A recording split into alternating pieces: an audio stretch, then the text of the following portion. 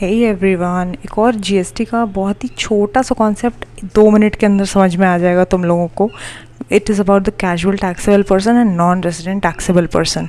तो डिफरेंस मैंने side by side बना लिए हैं, बहुत ईजी है। देखो, जो कैजुअल टैक्सेबल पर्सन है वो कैजुअली काम कर रहा है, ही casually occasionally undertakes transactions involving supply of goods services of both, लेकिन कहाँ? इन अ स्टेट और यूनियन टेरिटरी, और उस स्टेट ऑफ यूनियन टेरिटरी में उसका कोई फिक्स प्लेस ऑफ बिजनेस नहीं है। मतलब अगर महाराष्ट्र का कोई टैक्स पे रजिस्टर्ड सप्लायर है, वो कुछ टाइम के लिए यूपी में आके करना चाहता है, ओकेजनली, कभी कभी, ठीक है, वहाँ पे यूपी में तो उसका फिक्स प्लेस ऑफ बिजनेस नहीं है, तो पूरा रजिस्ट्रेशन लेने की ज़रूरत नहीं है, क्योंकि इसका ऑलरेडी महाराष्ट्र का तो है ना, तो पूरा लेने की ज़रूरत नहीं है। छोटा मोटा टेम्प्रेरी टाइम के लिए चाहिए तो कैजुअल टैक्सेबल पर्सन बन के रजिस्ट्रेशन ले लेगा, ठीक है। और अब यही डिफरेंस देखो नॉन रेसिडेंट टैक्सेबल पर्सन में क्या होता है। Non resident taxable person also occasionally undertakes transactions involve supply of good services of both.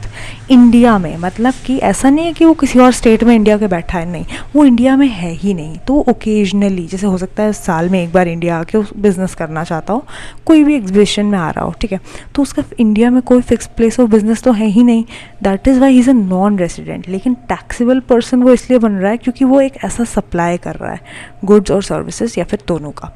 तो यही मेन डिफरेंस है।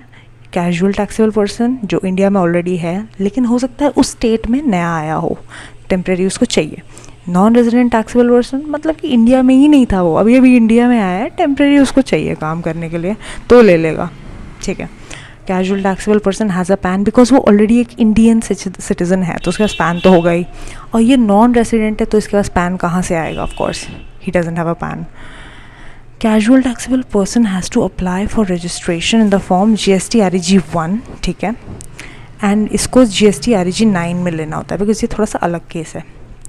नेक्स्ट, और ये जो कैजुअल टैक्सेबल पर्सन वो नॉर्मल एकदम रिटर्न्स फाइल करेगा, जैसे नॉर्मल टैक्स पेयर्स करते हैं GSTR 1 एंड 3 भी में। इसका एक अलग रहता है क्योंकि नॉन रेजिडेंट है, तो इसका GSTR 5 फॉर्म होता है एंड वो रिटर्न फाइनल करने का। एंड कैजुअल टैक्सेबल पर्सन है तो he can claim ITC on all inward supplies, मतलब कुछ भी परचेज करेगा मस्त ITC मिल जाएगा, कोई दिक्कत नहीं है। लेकिन इस वाले इंसान को, जो ये नॉन रेसिडेंट है, तो ये इंडिया में पहली बार आया है, तो इसको गुड्स भी कहाँ से ये लेके आया होगा? ये अपने पास फॉरेन से लेके आया होगा इंडिया में गुड्स। तो जो भी इम्पोर्टेड रॉ मटेरियल्स या अपने जो भी परचेज इम्पोर्ट करके लेके आया, only on those he can claim the ITC।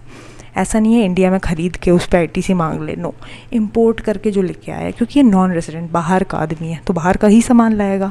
Import करके जो सामान लाया है या फिर जो इम्पोर्ट कर रहा है, उस पर ही ITC इसको मिल जाएगा।